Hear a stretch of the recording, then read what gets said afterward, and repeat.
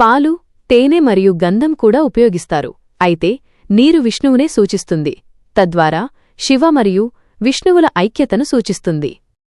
ఇంట్లో పూజ కోసం స్ఫటికలింగం బొటనవేలు కంటే పెద్దదిగా ఉండకూడదు.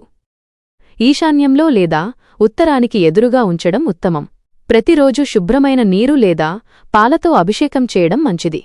లింగంపై నిరంతరంగా నీటిని పోయడం ధార దాని ఆధ్యాత్మిక శక్తిని నిలుపుకుంటుందని నమ్ముతారు. ఆధ్యాత్మిక మరియు భౌతిక ప్రయోజనాలు. స్ఫటికలింగాన్ని పూజించడం వల్ల కలుగుతాయని నమ్మే ప్రయోజనాలు: ఆధ్యాత్మిక ఉన్నతి మరియు మనసు శుద్ధి, మంచి ఆరోగ్యం మరియు శాంతి, కుటుంబ జీవితంలో శ్రేయస్సు మరియు సామరస్యం, జ్ఞాపకశక్తి మరియు ఏకాగ్రత పెరుగుదల, ముఖ్యంగా విద్యార్థులకు, వివాహంలో అడ్డంకుల తొలగింపు, వ్యాపారంలో విజయం మరియు ప్రతికూల శక్తుల నుండి రక్షణ.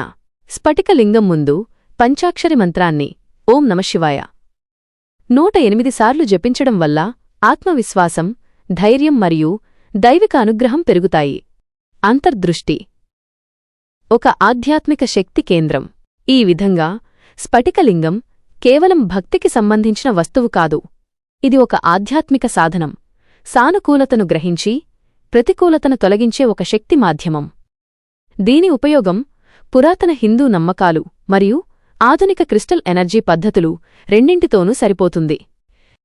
అధ్యాయం 4 ప్రపంచవ్యాప్తంగా ప్రసిద్ధ స్ఫటికలింగ ఆలయాలు. ఆలయం ప్రదేశం లింగం యొక్క ప్రత్యేకత, పౌరాణిక, చారిత్రక ప్రాముఖ్యత. ద్రాక్షారామం భీమేశ్వర ఆలయం ఆంధ్రప్రదేశ్, భారతదేశం. 14 అడుగుల స్ఫటికలింగం పైభాగంలో తెల్లగా ఉంటుంది. అర్ధనారీశ్వరుడు శక్తిపీఠం మరియు పంచారామ క్షేత్రాలలో ఒకటి. చిదంబరం నటరాజ ఆలయం తమిళనాడు, భారతదేశం.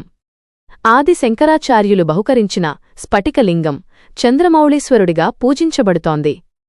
నిరాకారమైన ఆకాశలింగం మరియు రూపం యొక్క కలయికను సూచిస్తుంది. ఇరైవన్ ఆలయం కౌవాయి, హవాయి, యుఎస్ఏ. ప్రపంచంలోనే అతిపెద్ద సహజంగా ఏర్పడిన స్ఫటికలింగం 700 పౌండ్లు 6 వైపులా. మొత్తం ఆలయం చేతితో విద్యుత్ లేకుండా నిర్మించబడింది. దిగంబర్ ఆశ్రమం ఫతేపూర్, ఉత్తరప్రదేశ్, భారతదేశం. 15 కిలోల 16 అంగుళాల వెడల్పు, 10 అంగుళాల ఎత్తైన స్ఫటికలింగం స్వాత్మనందేశ్వర మహాదేవ్ శాపాలు మరియు ప్రతికూల కర్మలను తొలగిస్తుందని చెబుతారు.